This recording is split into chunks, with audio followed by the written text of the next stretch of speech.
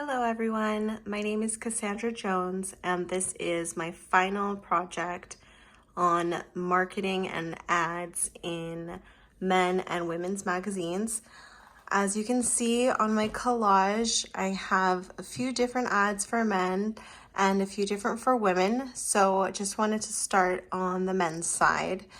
In my research, I noticed most of the men's ads are ads that show men's muscles, very buff body types. Most of the men in the ads were white males, typically young with the exception of George Clooney here.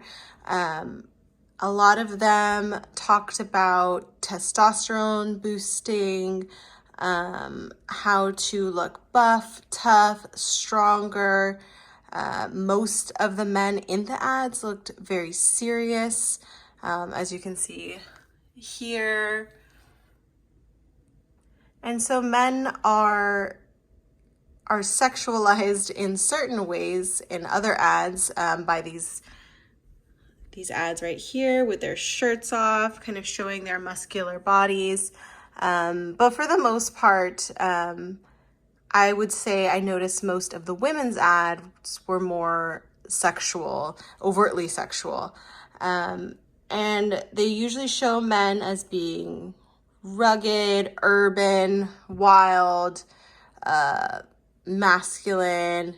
Talks about a lot of ways to stay fit and trim.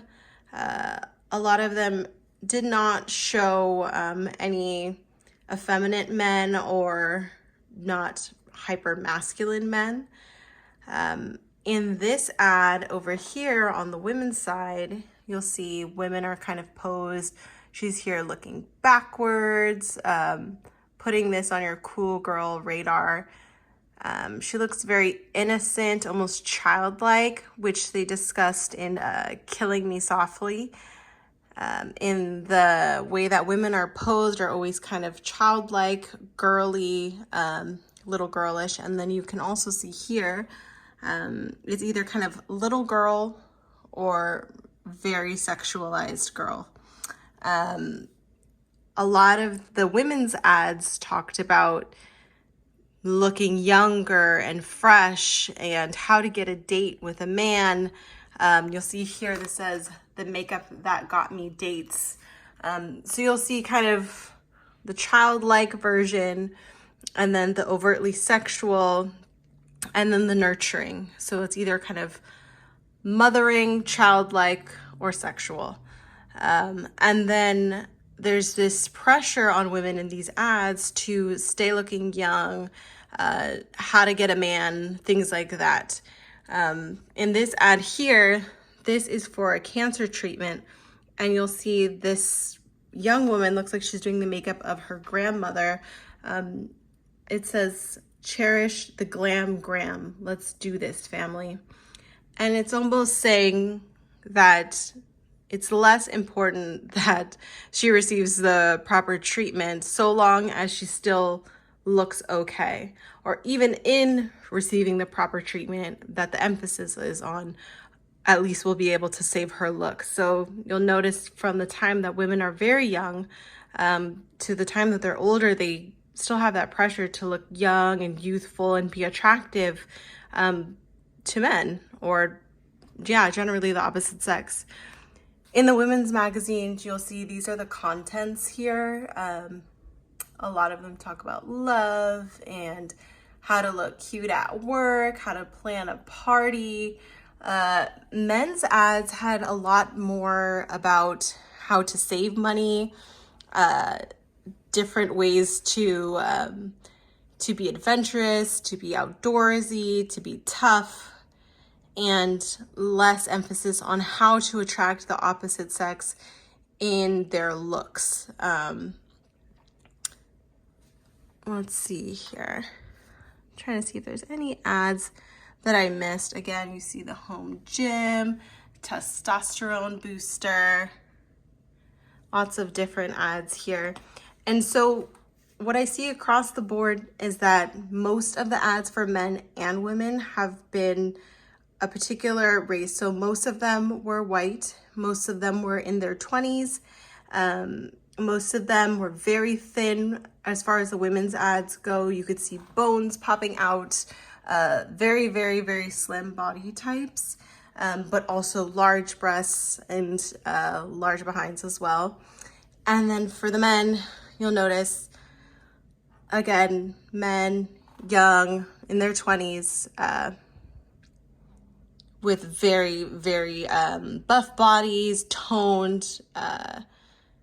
Most of them are with their muscles popping out like this. This is a watch ad. I'm not too sure what that has to do with watches, but yeah. And see, you can see in the women's ad, it says, because you two are gonna spend lots of time stalking these on IG. So you can see what they think women care about in these magazines versus what men care about. My left side was Men's Health and GQ. And on the right side, I have here Cosmopolitan magazine. I believe that was the only magazine that I used for women that just had the most ads in it. I just wanted to talk a little bit about percentages here. So on the men's side, the least represented was Asian men. And on the women's side here, the least represented was Black women. And I'll give you a percentage. So the women's side had about 20% Black women. And on this side here, we have 13% Asian men, so not many represented on either side. And the dangers of